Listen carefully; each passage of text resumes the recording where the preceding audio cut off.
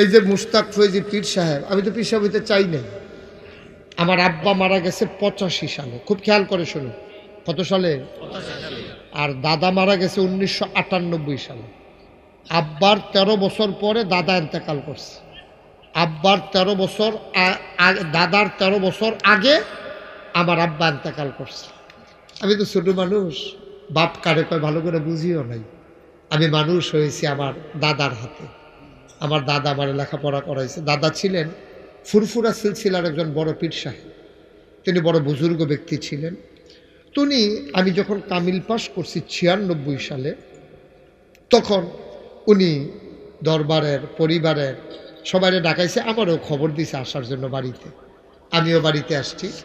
আসার পরে আমার দাদা সামনে দাঁড়াইয়া বলতেছে, আমার খুব শখ ছিল আমার ছেলে, আব্বার নাম ছিল ফয়েজ আহমদ, তা আমার ছেলে ফয়েজ আহমদ আমার পরে দরবারের দায়িত্ব পালন করবে, এটা আমার খুব ইচ্ছা ছিল। কিন্তু আল্লাহর হুকুম, আল্লাহ নিয়ে গেছে ফয়েজ রে, এখন কে দরবারের দায়িত্ব পালন করবে? আমি চিন্তা ভাবনা করে দেখছি আমার পরে দরবারের দায়িত্ব পালন করবে আমার আদরের নাতি মুস্তাক ফয়েজি।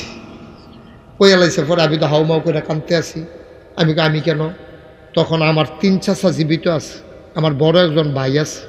আমি বললাম তারা দিয়ে 3 জন, আপনার ছেলে আছে, আমার বড় ভাই আছে, এত মুরব্বীরা থাকতে আমি ছুট্টা মানুষ, আমার উপরে তরফ জাগেরে, আমি এই পূজা নিয়ে আমি থাকতে পারবো না। সারা বাংলাদেশও ফির অনেক লেগে আরো কারাকারি, আর আমি গিয়া কানতে আসি আমার যেন না দেয়। সুবহানাল্লাহ কইতেন না?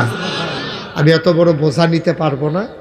এরপরে কয় না, আমি বুঝিয়েই দিছি, তুমি ফারবা দেখে তোমার উপরে দায়িত্ব। আমি বলছি আলহামদুলিল্লাহ, আপনি যদি মনে করেন পারবো আলহামদুলিল্লাহ। তবে বাংলাদেশও ফির সাপ দেখতে দেখতে আমি অতিষ্ঠ। আমি এই ফির সাপ আর দেখতাম চাই না। আমি সারা বাংলাদেশও দেখছি কিতা করে ফির সাপ গিয়ে বইয়া থাকে, হগিন নেবে দিয়ে না টেহা দেয়, রিক্সাওয়ালার না টেহা দেয়, ফির সাপে বইয়া বইয়া খায়। বইয়া রয়েছে একজন, মনে হয় 4-5 জন, ঠিক নিও। আমি কইছি এই ফির সাপ আমি হইতাম চাই না। দাদা কয় তোমার এই ফির সাপ বানাইতামও চাই না। এবং আমার এই ফির সাপ বানাইলে আমি দিনের কথা বলবো, দিনের একটা মার্কাজ করবো না, গাইছে হাজার হাজার মানুষ আসবে, হেদায়েতের আলু নিয়ে বাড়িতে যাবে। সুবহানাল্লাহ বলবেন না? দাদারে কইলাম কিছু জায়গা দেন।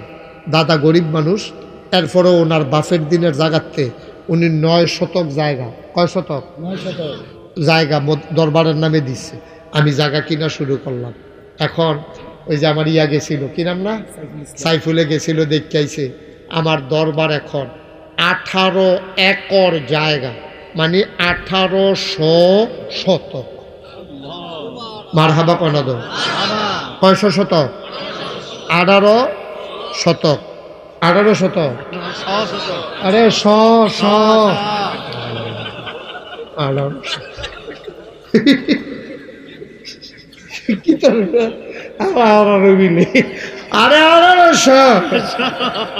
মারহাবা কয় না রে।